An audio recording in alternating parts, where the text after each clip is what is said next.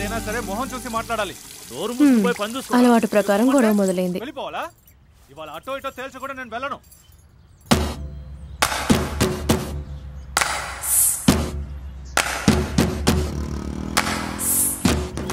ఎవరికి భయపడాల్సిన అవసరం నాకు లేదు. ఏంటండి మళ్ళీ గొడవ? నువ్వు లోపలికి పో, లోపలికి పో. వీధిలో గొడవ పడితే నువ్వు అసహ్యం అంటావు. నువ్వు ముందు లోపలికి పో. నలుగురు చూస్తే నవ్విపోతారు.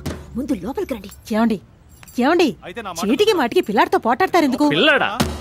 ఏమే దున్నపోతులా ఉన్నాడు వాడు పిల్లాడా? రోడ్డు మీద కుక్కను తరిగితే వాడికేంటి? ఏ మిస్టర్, మాటలు జాగ్రత్తగా రానివ్వండి. నన్ను వాడు వీడు అనే హక్కు మీకు లేదు. నేను వచ్చేప్పుడల్లా కుక్కను తరవాలా? నాకు ఇవాళ తెలిసి తీరాలి ఆయన కుక్కను తరివారా లేక నన్ను తిట్టారా అని. నాకు తెలిసి తీరాలి. ఎందుకు వచ్చిందండి పిల్లాడిని? వచ్చేప్పుడల్లా పని చేస్తున్నారా అని. పోయిన వారం వాడు ఏం చేశాడో చెప్పనా? ఎదురుగా వస్తున్న నన్ను చూసి ముసలి కుక్కలు బతకడం ఎందుకంటూ రాళ్లతో కొట్టాడే. నేను తప్పుకోకపోతే ఆ రాళ్ళు నాకు తగిలేవి.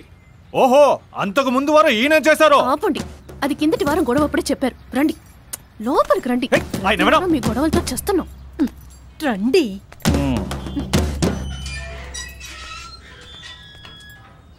విన్నావుగా, పెద్ద మనిషి చేసే పనేనా అది? అందుకే నేను నీ తమ్ముడిని ఆ అమ్మాయిని ప్రేమించద్దు అన్నాను.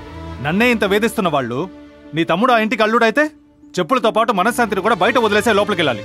ఇప్పుడు ఆ అమ్మాయి మొహం చూసి తప్పుకుపోతున్నట్ట. వినటానికి సంతోషంగా ఉంది. నేను లాక్కుండా వర్షం పడుద్దంట నిజమా? ఏ అక్కడ పోయి గొడుగులు అమ్ముతావా? మూసుకొని వచ్చిన పని చూడరా. సరే, నేను నా ఫోన్లో రింగ్ టోన్ ఆన్ చేసుకుని పక్కకి వెళ్తాను. నువ్వు మ్యాటర్ ఓపెన్ చేయి.